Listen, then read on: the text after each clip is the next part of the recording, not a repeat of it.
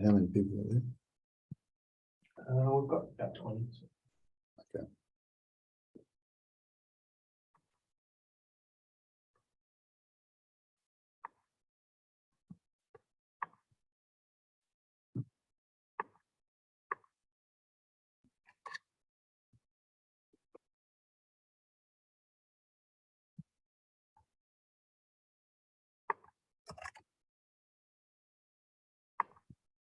Hello and good afternoon, everyone. Welcome to the Construction Contracts and Retention Act changes presented by Master Plumbers and Duncan Cottrell. My name's Greg Wallace. I'm Chief Executive of Master Plumbers, and it's a pleasure for you to be joining us this afternoon. I just want to go through some quick housekeeping for this webinar. First and foremost, if I'd ask all the participants on the group just to stay on mute so we can have a clear understanding of our presenters. I do encourage you at any time to ask questions by either raising your hands in the chat box or filling out the Q&A chat box, and we will deal with questions as they arise through the presentation. I just want to give you a quick overview from Master Plumbers, and particularly the work that we've done in this sector for a long time.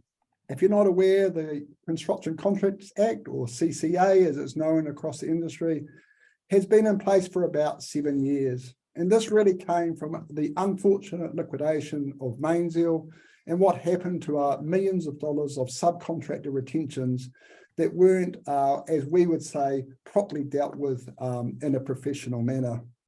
And then unfortunately from that, we've had Hawkins Orange, we've had Ebert, most recently Armstrong Downs in Wellington, and in Auckland Scarborough, who have all unfortunately hit liquidation, and that means that some of our monthly funds and the retention have been at risk. Master Plumbers, in conjunction with certified builders, master builders, and also the specialised trades, have been working together with the Construction Accord and the other industry partners for one ultimate goal, is to protect subcontractors' money that is rightfully owed during or after the completion of a contract. Now, there's going to be a detailed analysis between Emma, Julia, and Jonathan about the Act and how you can deal with that in a more professional way that will protect the financial input that you put into commercial construction. But obviously, I'm on a strong opinion that no retentions are still the best retention because it reduces the risk. Unfortunately, for government contracts and for some other client relationships, retentions are going to still be part of the industry, and we have to now deal with them as best we can. We are hoping that some of these changes that Minister Woods announced 2 weeks ago will help protect those funds for subcontractors. I'm going to hand over now to Jonathan, but as said before, we're really pleased to have Duncan Cottrell, who have been our legal advisor for Master Plumbers and Mastermonk for over 20 years, and really have an in-depth knowledge of the Construction Contracts Act and how that pertains to retentions. So I'll hand over to Jonathan, but I do encourage you to ask questions as the presentation flows through. Thank you, Jonathan. Thank you, Greg. My name's Jonathan Forsey, Special Counsel in the Disputes Resolution team at Duncan Cottrell in Christchurch. I'm going to be tackling the first part of this presentation, and then it's going to get better because Julia and Emma will talk about the succeeding parts. But my topic this evening, my mastermind subject, is the changes to the... Sorry, I don't have control over my slides anymore. I did, I promised, just a few seconds ago. It was going to be a magic reveal. There you go. That's some structural steel, which is something that for a while there we didn't see very often. The next slide, please. Okay, what I'm talking about is an amending piece of legislation. This is new legislation to strengthen and clarify the retention money scheme, which was established in the Construction Contracts Act 2002. So it's been around for a while, but it's fair to say has not been well understood and not really fleshed out in the Construction Contracts Act. There was an attempt to beef that up in changes in 2017, but they were also not successful by and large. They did improve some performance in terms of retentions being held on trust, but as Greg's pointed out, with a few high profile failures, not enough, and certainly not enough to take it off the government's radar as something that needed amending. The amending legislation will come into force on the 5th of October 2023, so the slide says likely. We know that that's certain now. It isn't complete. The Construction Contract Act has always envisaged regulations. We've never had them, and this part of the Act is no different, but it does have a fair amount of detail in it. And it reinforces and clarifies some existing obligations, but also contains penalties and enforcement powers which are new and quite important. So the little Lego person would like to turn on to the next slide, please. So where are we at the moment? Well, the Act currently requires any party to a construction contract who is withholding retention money from another party to a construction contract, let's call them Party A and Party B, to hold that retention money on trust for the benefit of Party B. And this is, I'm talking about the current situation until the 5th of October. The retention money, and this is where it gets very confusing, may be held in cash or, quote, other liquid assets that are readily converted into cash, whatever that means, or a financial instrument such as insurance or a payment bond. Now, each of the Party A's, and that could be a principal and head contractor, and even a large contractor under the head contractor that is contracting to separate subcontractors, anywhere where there is a retention provision in a commercial construction contract, which is most construction contracts, including all subcontracts, the retention obligation applies at each layer. So you can have retentions owing to you, and you can also be holding retentions as against someone else. They're not centrally held on a job, unlike in some other jurisdictions, and there is also no minimum threshold. So if you have a $2,000 retention, that has to be held on trust just the same as a $250,000 retention. Under the Act as it sits at the moment, funds can be mixed with the current account, again, causing some head scratching as to how you deal with the accounting for this.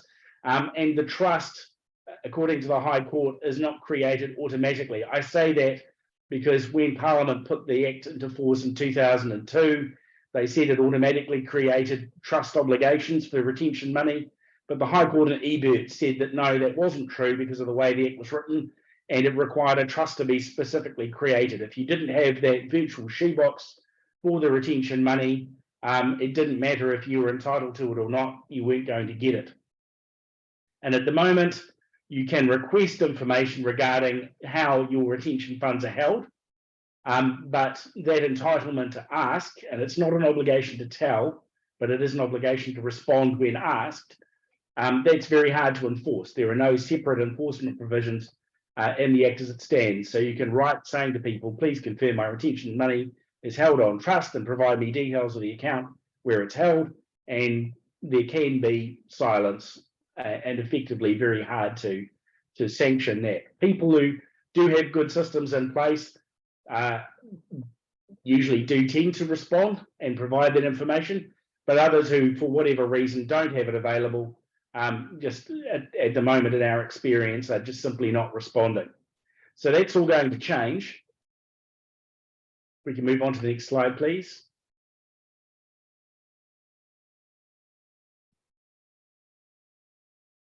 Thank you. So what's happening? Well, the funds are now deemed to be held on trust. So the amendment says that the trust is created automatically. So as soon as retention money is held aside in a construction contract, there is no need for an explicit intention to hold the money on trust. The Act creates that obligation, even if it hasn't been held aside in the separately labelled trust account. So if you have an entitlement to retentions, even if it hasn't been properly accounted for, it still exists, the trust obligation still exists if you're a beneficiary of it. And that reverses the High Court's approach in Ebert. So it applies whether or not it's set aside or calculated. Getting after it and identifying it will be the tricky thing if it isn't, but the obligation is now quite clear that that obligation is created when the funds are set aside. If the contract doesn't have retentions in it, none of this applies. You can go to sleep for this part. but most risk costing in the contracts that we see does contain retentions as the way of providing for risk and costs around particularly the completion and closing out of projects at the end of defects liability. So how can it be held? Well, retention money will be required to either be held in a bank account with a registered bank, or be the subject of a suitable financial instrument such as insurance or a payment bond. And insurance and payment bonds operate slightly differently. As far as I'm aware, there isn't currently an insurance product available.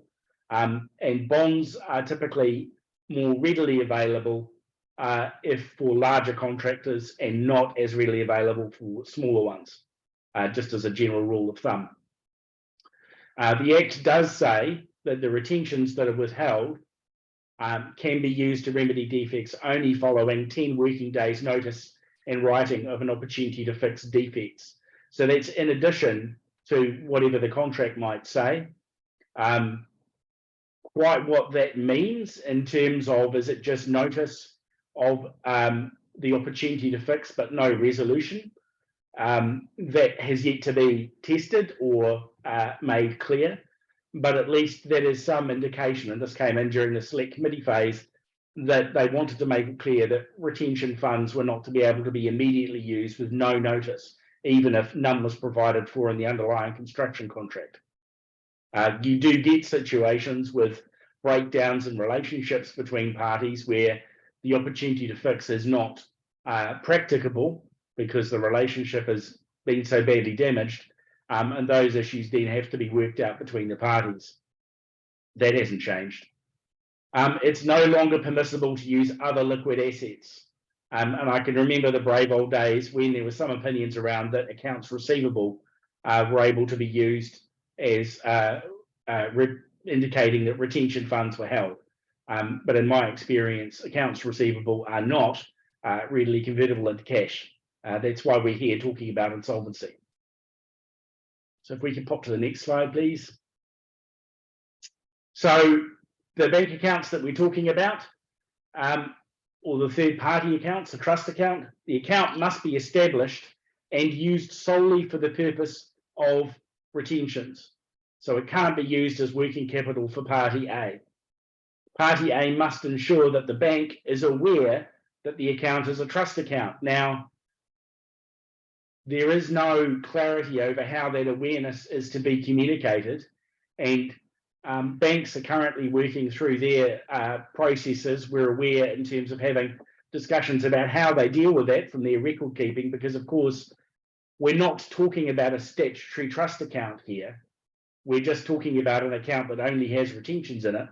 And by its definition, retentions is not money that's owned by Party A. Party A is looking after it for potentially a whole bunch of Party Bs.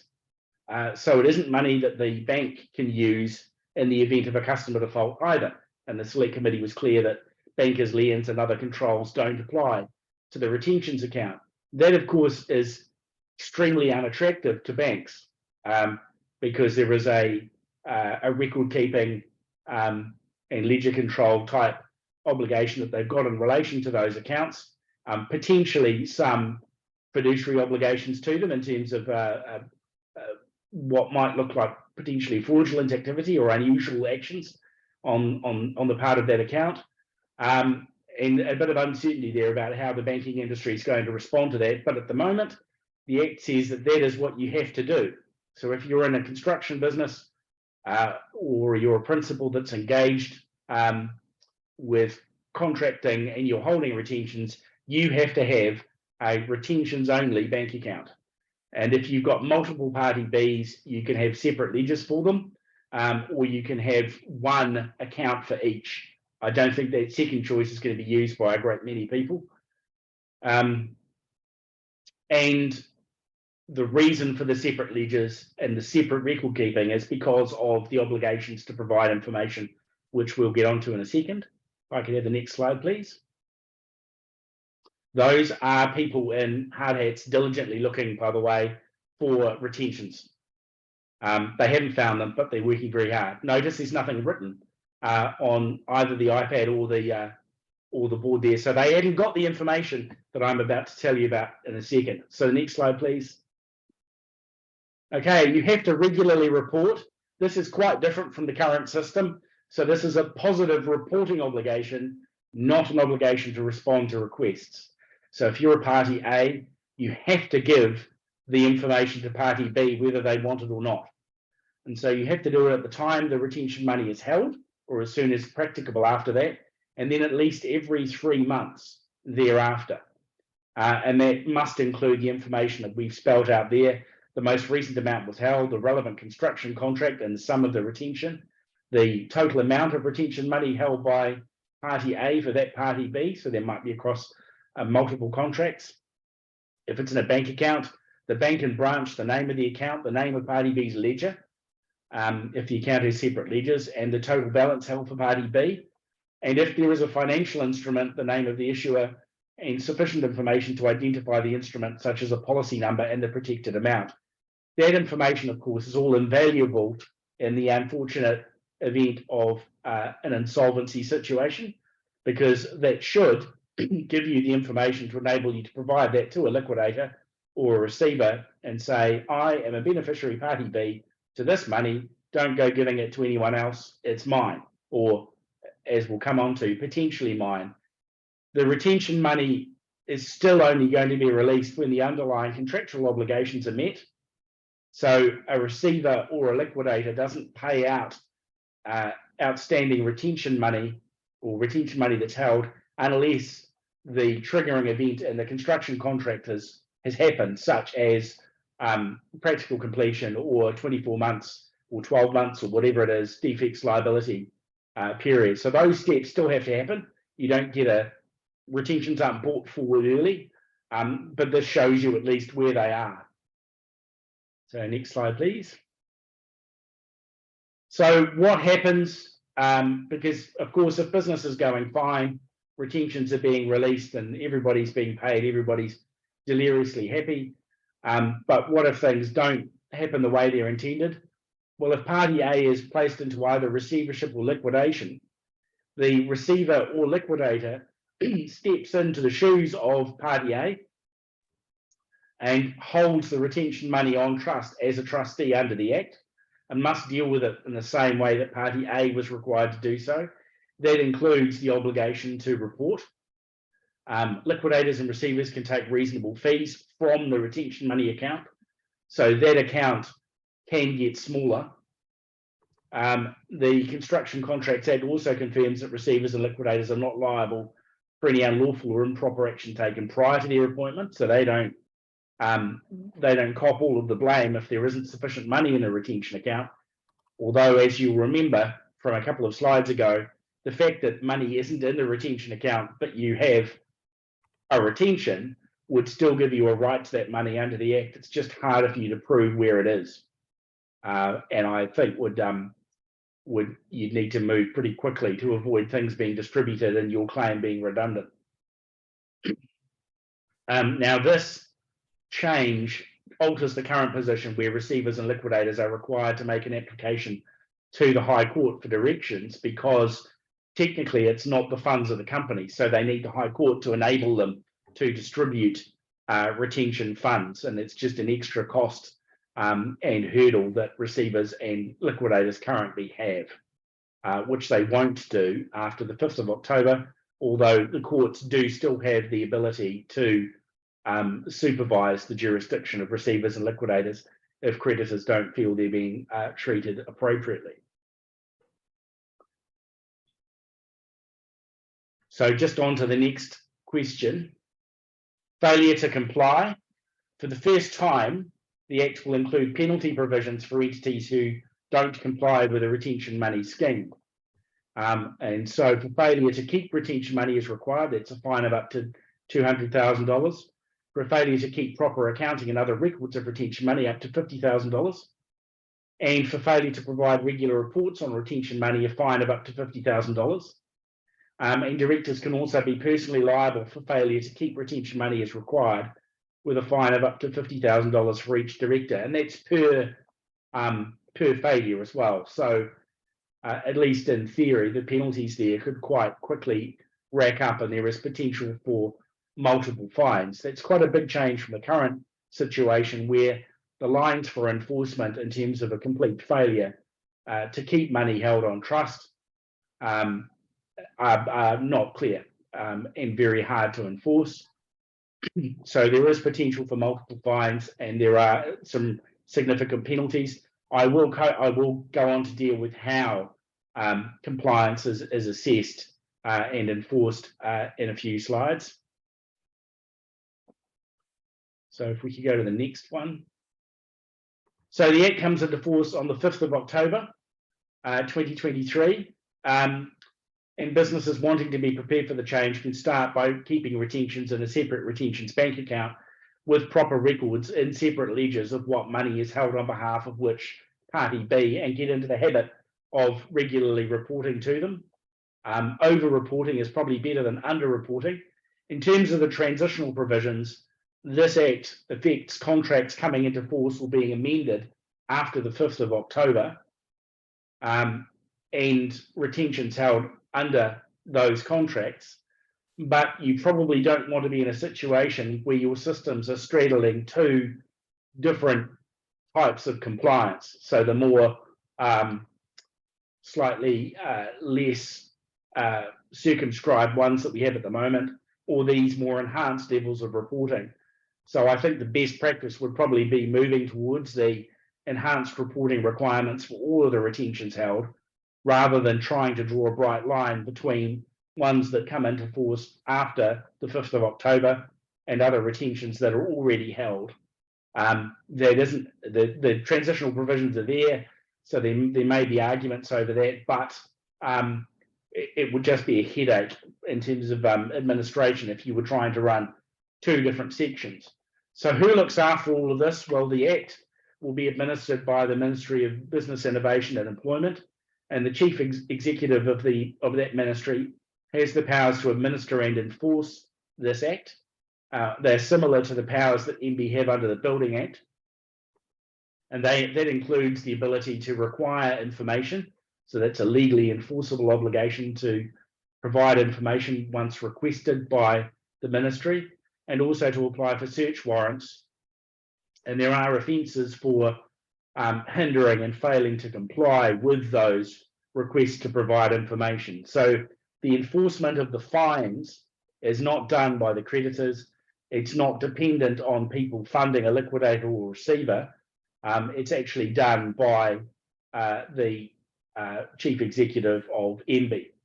And the MB have indicated that further information will be made available on their website in relation to how they're going to approach this.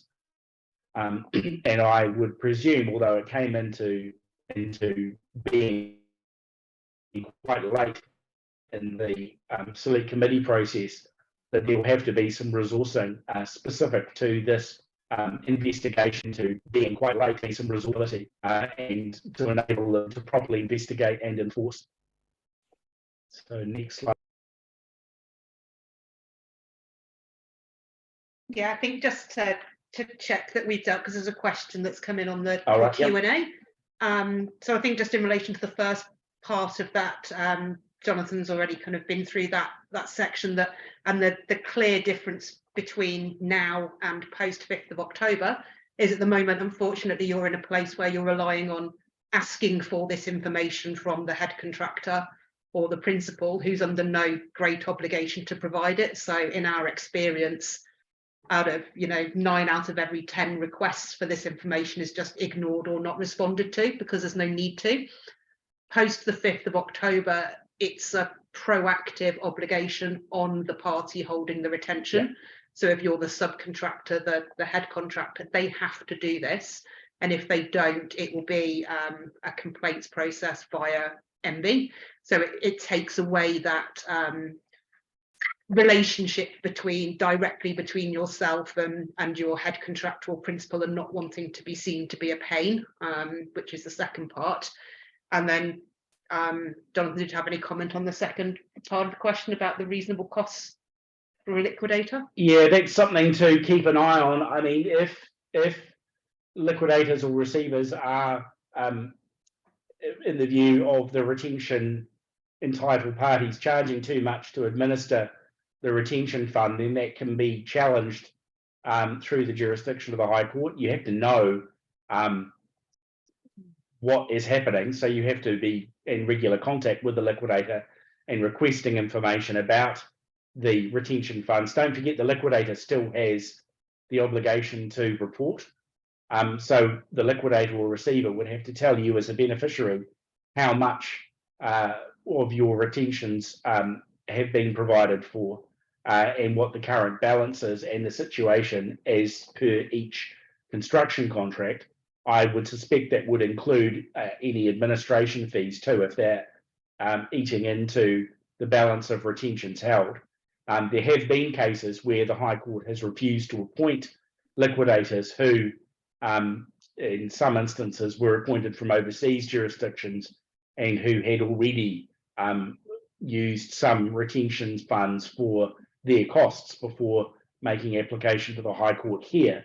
The court did not accept their appointment. So the courts do take this seriously. You still, really the only sanction is challenging the level of costs in the High Court.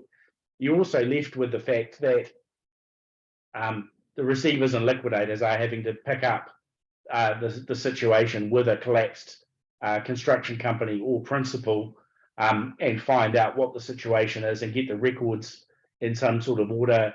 That varies wildly in terms of the quality of the administration of the company before it went into liquidation. So there will unquestionably be some costs involved in administering the retention funds and also finding out, for example, the level of completion of each individual contract. And there will have to be discussions and arguments over whether there is an ability to claim the balance of retentions and defects liability periods, for example, have been met without any claim against the retention. So it's not an automatic right, but I would say that the situation under what's being proposed is a lot better than what we have at the moment. And I would agree with the comment that sometimes the being obliged to ask for the information does put you into the category of being an undesirable subcontractor. Not everyone's like that, of course, but the people who don't want to be complying will take a dim view of being asked, but now the Act says that they have to. So it's not you asking that's making them have to provide the information. It's something that they have to do anyway. And they are under penalty, including individual directors' liability, if they don't do that and if they don't provide that information. Jonathan, just a quick question on behalf of members. Can you make a complaint to MB about reporting confidentially? They haven't set up the detail of how that works yet. I would suspect that that system will, for it to make sense, for it to be usable, that process and a sort of a hotline it will be set up between now and October the 5th, because explaining to people how this investigation process and the enforcement mechanism is going to work, that's going to have to take some working out and some resourcing at the MB end, I suspect. And the inspectors are going to need to know what they're looking for. But the main source of information they will have will be from contractors and subcontractors saying, hang on a minute, I was owed a large amount of money and then this, and I've got this report here, which doesn't match what you're telling me, and your liquidator's report is being held. So something's gone wrong between the reporting that I've received or the lack of reporting that I've received and what I'm now being told is being held back for me. And bear in mind too, retentions, because they belong to Party B, they may take quite a long time to work through the system in a liquidation.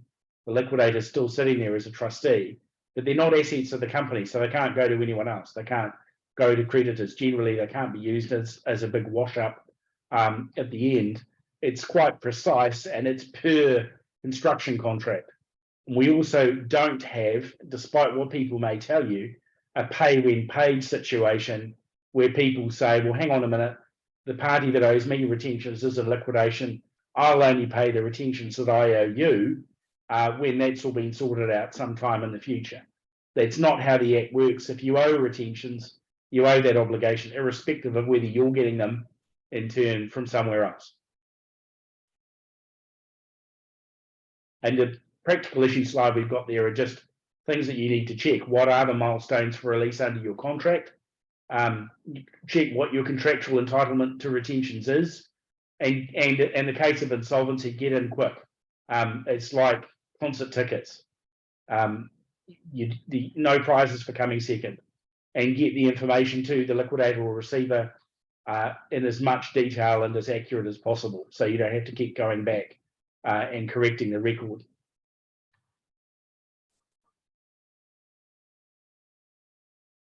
Okay, we might move on.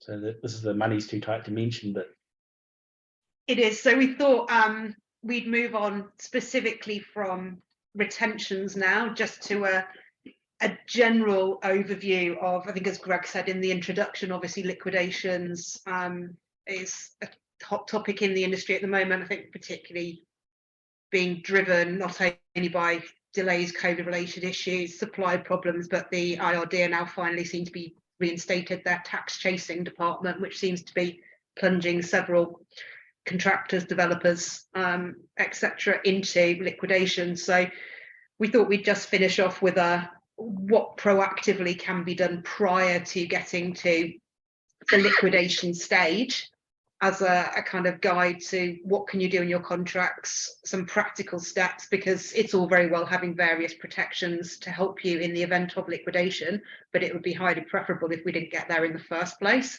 So you weren't involved in a job where the head contractor or developer had become insolvent. So you'll all be familiar far more than I will be probably with the details on this slide as to the various reasons why collecting money in construction can be more challenging than others. They're fairly self-explanatory. The complex nature of jobs, the leveraging of clients, slim margins, etc. And then also the fact that the industry is far more prone to be adversely affected by matters not within the control of not only the contractor, but equally any other party involved in the actual project. For example, the impact that the recent cyclone and flooding has had in the North Island, the impact of COVID, the worldwide increase in cost of materials, shipping costs, etc. That's not within anybody's control or foreseeability, and those all impact upon projects. And then to tie back to the retentions point, then you've also got final payments which are tied up in retentions, which can be withheld for many reasons. So there are usually various set-off rights in the contract. But also, if you're at that subcontractor level and there are retentions, one of the key things to check when you're looking to tender for jobs or reviewing your subcontracts initially is, when are those retentions released?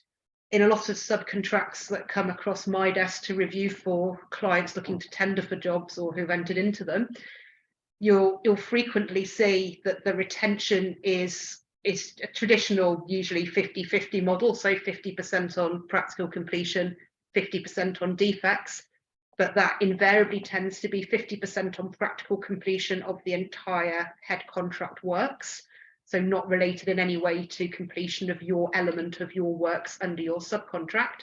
So if you're part of for example, a large hospital project or another large build, you may have finished your part of the project months, if not years, before the remainder of the project reaches practical completion. So your defects liability period hasn't even started yet, won't until that point, which you may or may not got told when that is. So your 50% held for defects release can then be several years after you've actually been walked off the site, which can cause all sorts of issues. So part of the sort of presentation today was obviously on the retentions and the notifications you can get, but there are things, if you are going to either accept or be forced to accept because of the nature of the contract retentions going forward, then one of the things to check is, when are they released? And also from a practical point of view, can there be a staggered release agreed which assists with cash flow? As a general rule, and there will be some exceptions, the risks in relation to contracts decrease as the contract gets performed. So do you actually need the full 50% until PC? Can it be released earlier? Do you then need a full 50% for 12, 24 months post practical completion? Or could in fact there be an amount that's withheld after 3, 6 months, for example, which again just assists with that retentions issue and the cash flow point. To the next slide, please.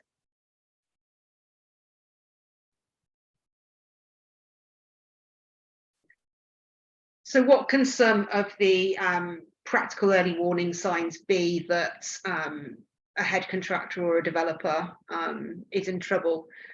Staff changes is also a good one. You suddenly see people that have been involved in the project have, you know, rats fleeing a sinking ship type scenario have left, and you're getting new people in, fewer people. Increase in claims, so this can be sort of throughout the project. So if you're one of a number of subcontractors, you may see a flurry of claims going in. You may see a flurry of claims going in from the head contractor upwards. Just far more kind of activity, everyone trying to scramble to get what cash they're owed. The best indicator, and the one that seems to hit the mark with most clients and where we hear things from first, is just that grumbling on site. You're on there every day with the other subcontractors. You will hear whether or not they are being paid. You'll suddenly notice if they're suspending works on site. You'll notice, you'll hear that suppliers aren't being paid. That's always a key sign that something is starting to go wrong somewhere.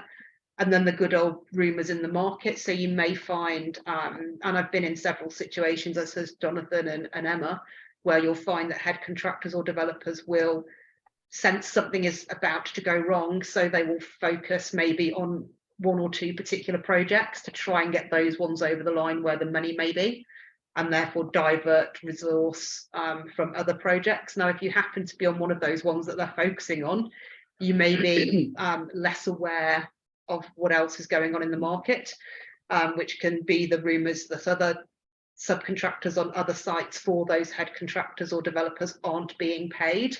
So it's worth just being aware of what's going on their other sites. And you'll all speak to each other and be aware of that, and see the various message boards and things the same as the rest of us. So, I mean, you always got to be careful and take rumours with a pinch of salt, but you can generally tell when there's a bit of impetus behind them, and that the same kind of rumours about the same people are starting to come through. So next slide, please. So these are just some tips as to, if somebody involved in a construction project, and I appreciate you'll all be at different levels of a project, so this is fairly generic advice, becomes insolvent and a receiver or a liquidator is appointed, what should you do? I think the first thing and the most important thing is to act quickly. Consult your professional advisors, get advice. Each contract is different. We deal with a number of liquidations in this space, and each contract for the relevant parties is totally different. And so we're giving different advice for different contracts to the same client because of the situation they're in. Some things have to be done immediately, some you might have 10 days, some 5 days, but there is no time to sit around. If you are in control of the site, then it should be secured. If there is equipment, etc., on the site which you still own, and you're not in control of the site, then this is why the acting fast is important, and understanding the contracts. You can recover that provided it is still yours and owned by you. In some instances, ownership may have passed to the head contractor or the principal, so just need to check that. But make sure you can get what's yours. And just a point on that that's come out through a number of the liquidations recently, particularly the high profile ones, is that there's sort of an almighty scramble for subbies and contractors to get on site, grab what they can, because they're worried they're not going to get any money, and just basically seize and snatch. So to the extent you can't really prevent someone going on physically and taking what is yours in a legal manner, but try and ensure that if you've got plant and materials on site, it's clearly marked as yours, or in a kind of secure area of the site that is designated to you. Or just be mindful to the fact that if I needed to get that equipment back and I still had the legal right to, have I done all I can to kind of secure it so that nobody else can grab it first, just because everyone does. That moves on to kind of the next point. I've talked about that already, which is, has the contract terminated or not?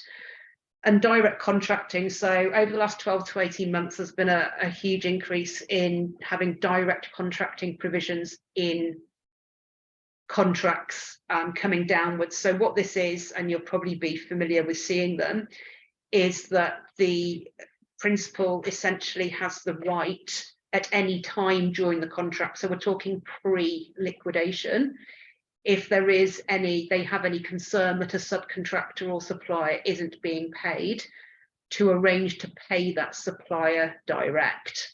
It doesn't terminate the head contract, but it just means that the supplier subcontractor is being paid direct. So what you may be finding if you're a subcontractor is that part of the tender package that you're being asked to enter into is a direct contract payment. They're normally called direct payment agreements between yourself and a principal or someone higher up the chain than the party you're immediately contracting with. In relation to the subbies that I advise and speak to, I think they're a good thing. I think they're a positive thing. The wording of them clearly needs to be checked, but in principle, it's good. What it means is that if the party directly above you is having cash flow issues, so you're not being paid, the party above them, so usually the principal or a head contractor, can pay you direct, i.e. you still get your money. Why do they do that? They do that to stop you exercising your rights under either the contract or the Construction Contracts Act to suspend the works for non-payment and walk off site. They don't want you to do that. So that's why those are in place. But if you see a requirement for those in your tenders, then I reiterate, any document you're being asked to enter into should be checked by an appropriate lawyer or advisor for you. But in principle, it's a good thing. It's not imposing additional liability on you. It's someone paying you instead of the party directly above you. So they're good things.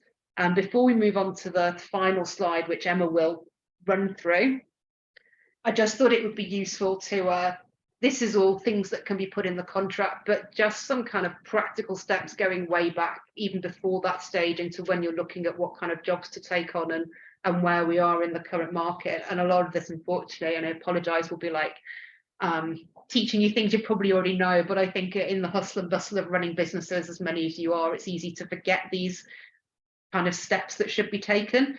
So particularly in the economy we're in at the moment, then it's more important than ever to monitor financials, gross margins, accounts, etc. monthly, just to make sure your cash flow and your accounts are in a good place, and to stress test sort of projected forecasts against various stress scenarios. You know, what if there was another cyclone? What if there was another flood?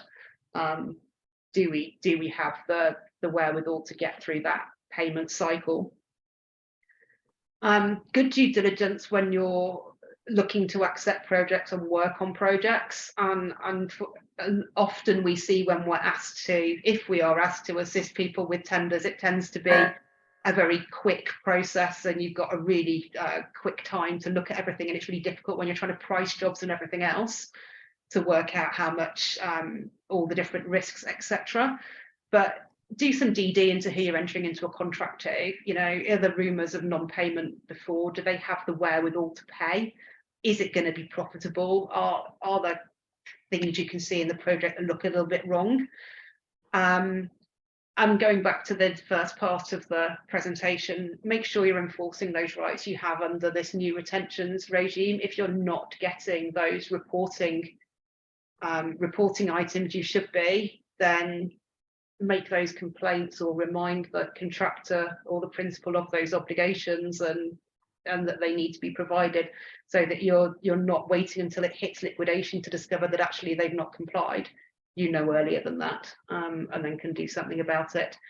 And then I'll just pass on to Emma, who's going to finish off with some really useful tips on how to manage bad debtors and limit your risk in that regard. Thanks, Julia. Good afternoon, everyone. So I'm a litigator in our Wellington team. I'm going to briefly cover some very practical tips to manage that bad debt and just some steps that you can take to protect yourself where possible in this kind of difficult economic climate. So as a starting point, as we probably keep reiterating, it's important to get the basics right from a contracting perspective. That means ensuring all your invoicing in particular complies with the Construction Contracts Act so you can use the payment claim regime, which is ultimately there to help you and help maintain that cash flow.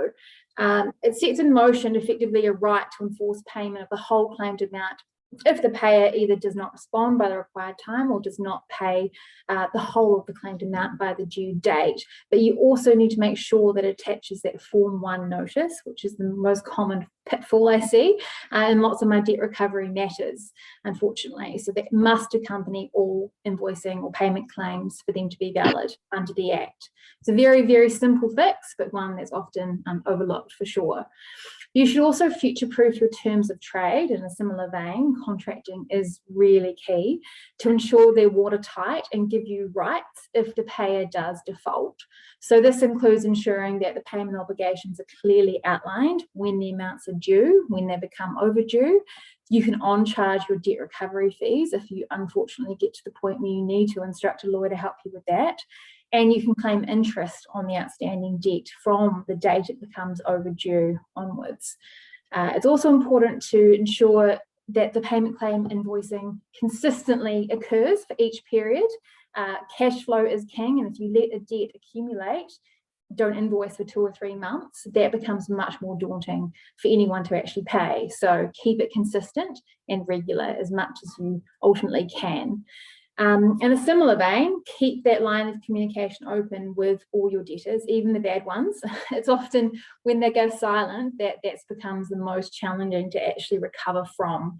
So if you can keep that relationship solid, you're much more likely to get paid, in my experience. And if you are negotiating resolution of an outstanding debt, make sure that is documented. You may have a great conversation with someone where they say they'll pay, but you need to put that in writing so that then you can rely on that going forward. It's often something that people overlook when they're trying to kind of resolve things promptly, but really it will help you going forward if these assertions don't actually come to fruition, and will streamline that recovery process if you have to go down that route. You can also formalize those negotiations and keep them actually strict in terms of entering into an agreed repayment plan. If they can start payments by installments, with bad debtors, often that's better than nothing. You get them to sign an acknowledgement of the debt formally. You can then enforce that very easily down the track. Or in the case of very risky projects, or in the case of insolvency is on the horizon, a personal guarantee is obviously the best if you can, where the director guarantees the company's debt. This gives you the flexibility to go after either the director personally or the company, depending on who has the best assets and who's most solvent at the time. People were much more willing to protect their own personal assets than their own big companies generally. So this is a really good tool if you can get it, but it is rather difficult to get for obvious reasons. It's also important to be aware that often you're one of many outstanding creditors, and this can raise a lot of issues. You need to adjust your debt recovery strategy to account for this. If you know there is a huge list of people who are waiting to get paid, you need to ensure you aren't sort of throwing good money after bad and chasing debt. And it just takes one of those creditors to push a company who's on the brink of liquidation into liquidation. So keep checking whether or not they are solvent and whether or not they have been put into liquidation under the company's office records. And with a risk of liquidation, unfortunately, comes the risk of avoidable transactions, or otherwise known as clawbacks by liquidators, which could occur in the future if you do get payment from an insolvent company. So any payments made by a company up to 6 months before they go into liquidation could be clawed back by a liquidator from you in certain circumstances. So this isn't a common thing, and liquidators don't enjoy doing this, but it's important to keep in the back of your mind that potentially if you do get payment just before they go into liquidation, you may have to give that back ultimately. So that wraps up our part of the presentation today, but we would certainly welcome any questions that we can help with. I know there are a couple there that we can answer. Yeah, I'll just maybe pick up there on, because it just directly relates to the clawback that Emma's just been talking about. What obligations do you have to have money back, and how fast do you have to do it? Well, a liquidator can, when they are investigating payments that the company's made, as Emma said, within 6 months prior to the liquidation, demand that money be paid back.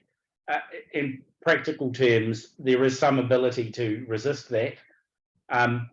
It's easier if you demonstrate you acted in good, well, the grounds for resisting it are you demonstrate you acted in good faith and had no reason to believe the company was going to become insolvent, that you provided value for the payments made, and that you have relied on those payments and changed your position as a result. So in other words, you're not receiving irregular or sort of ex gratia payments, but it's something that you can demonstrate you provided value, which is another reason for having regular payment claims detailing the work you've done under the contract, because that in itself is an excellent tool to demonstrate that you have provided value and that it would be unfair to claw back the payments that have been made to you as opposed to anyone else.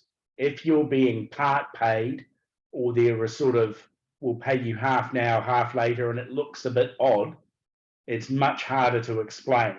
Or if people are paying over the odds on one job because they're not paying at all on another, that's another thing that looks a bit odd. Liquidators will look at the records and say the payment claims are actually less than you're being paid. And that's because they're being paid on this job.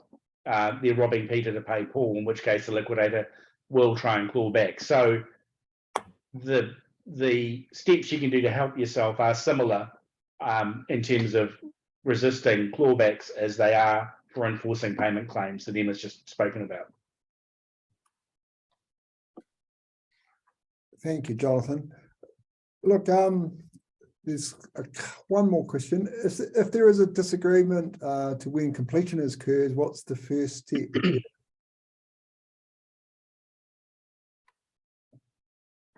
That's normally not something that a subcontractor can determine, and there is usually a dispute between the principal and head contractor, but it depends on the contract, because the determination can sometimes be by the engineer to the contract, or an architect for engineer or architect supervised contracts, and there will be dispute resolution provisions in the contract dealing with that specific point.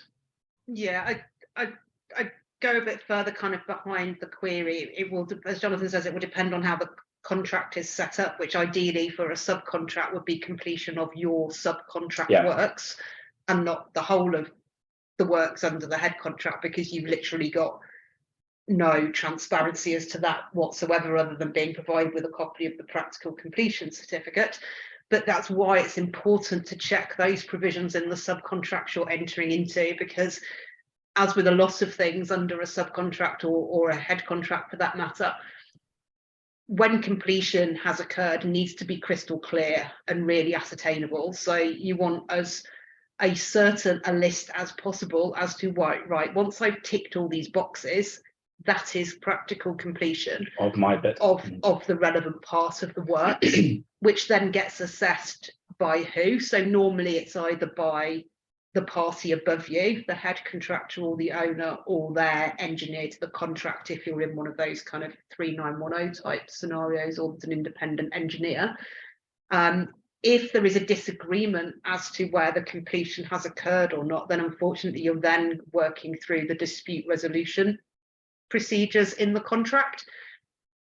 So it's important to, again, check what those are and act quickly.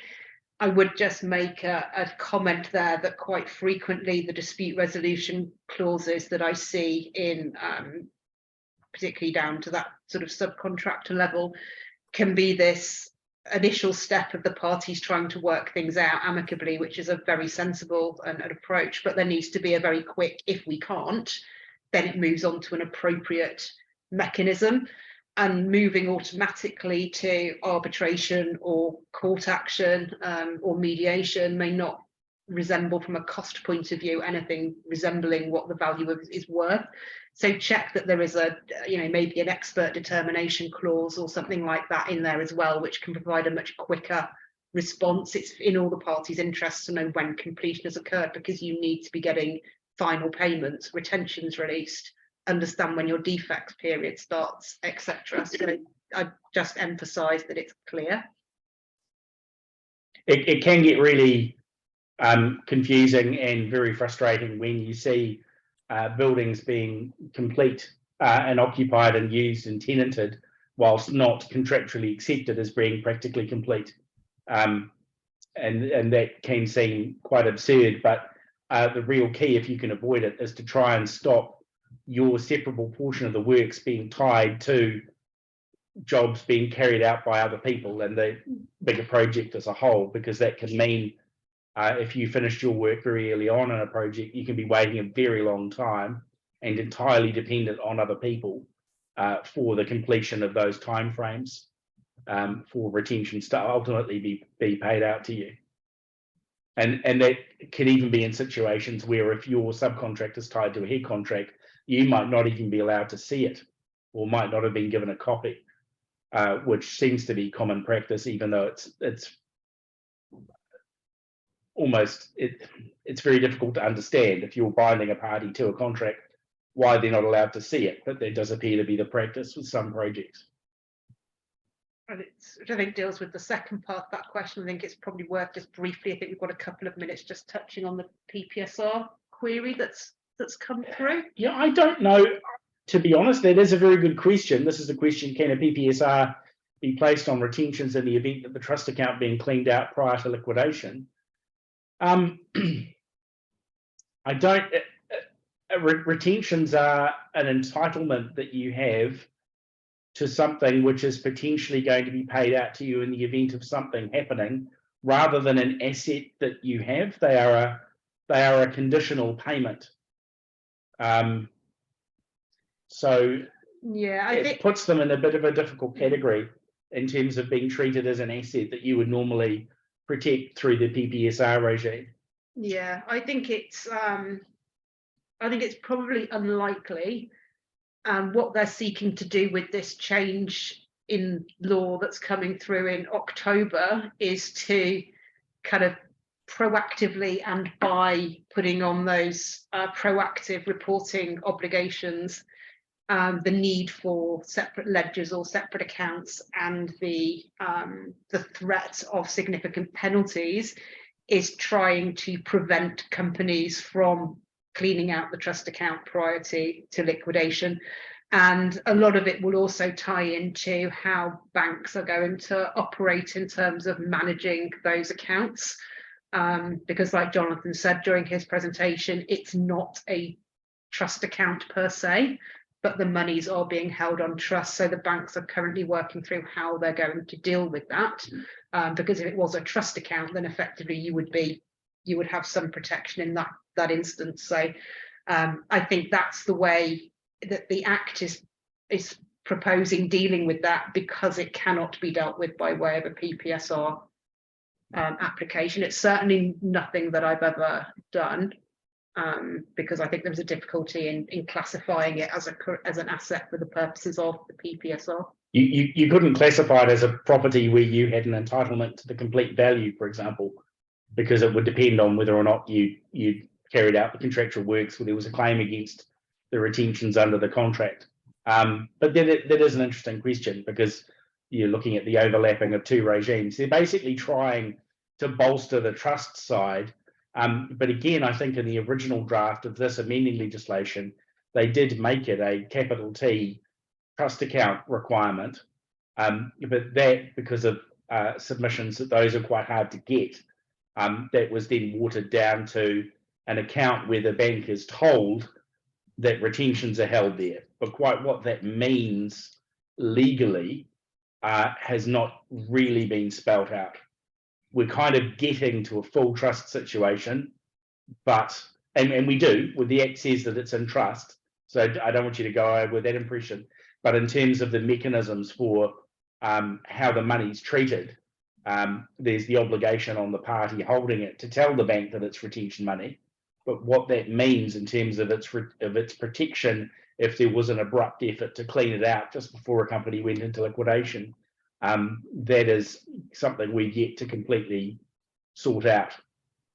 Because of course the banks are just following what they're instructed to do by their account holder, but yet they've also been told that this money doesn't belong to the account holder, it belongs to third parties who aren't customers of the bank, or may not be customers of the bank. And Jonathan, I think, I'm going to summarize just quickly. I think that is the absolute key message. The bank are holding the subbies, in our case, our Master Plumber members, in trust, right? And it needs to be released in a timely manner. Look, I just want to say a few things from my perspective, because this has been an incredible long journey for us, including turning up to the select committee with Colleen Upton, which was highly appreciated. I've heard in the last couple of weeks a lot of contentious from main contractors and talking about the extra red tape this requires. I have no sympathy for them at all. I'm sorry. We've had too many liquidations for main contractors where subcontractors have been affected. Ultimately, this is money held in trust for subcontractors that should be released. And if they want less red tape, don't take retentions. And I think that is a message that we should tell all our main contractors. If you don't like the compliance put on by the new changes on the Act on the 5th of October, you have a choice, and that is to trust the subcontractor will complete the job and maintain a warranty period after the completion. So I think, particularly Julia's advice about retentions don't have to be released completely at the end. They can be a staggered release over the contract. It's good advice. But also, I think Emma and Jonathan have covered some really important points about making sure that the compliance and paperwork is absolutely accurate at the start of the process and through the process. So you've got some method to protect your business and the income that you're owed. Look, I really want to thank Jonathan, Julia and Emma for your expertise. As you'll see, we've got a long-term relationship with Duncan Cultural, and if you do need some advice from the expertise, be in contact with Master Plumbers. There are some rates that they provide for our members, but they're very over the top of this detailed analysis that we're going to deal with. So we've got on slide there, Julia and Jonathan and Emma's. We're going to make this recording available to all the members that participated. So thank you very much on behalf of Master Plumbers. Thank you, Duncan Cottrell, Julia, Emma, and Jonathan. It was much appreciated. And that is the end of the webinar. Have a good Thursday night, and thank you very much. Thank you. Thank you. Thank you, everyone.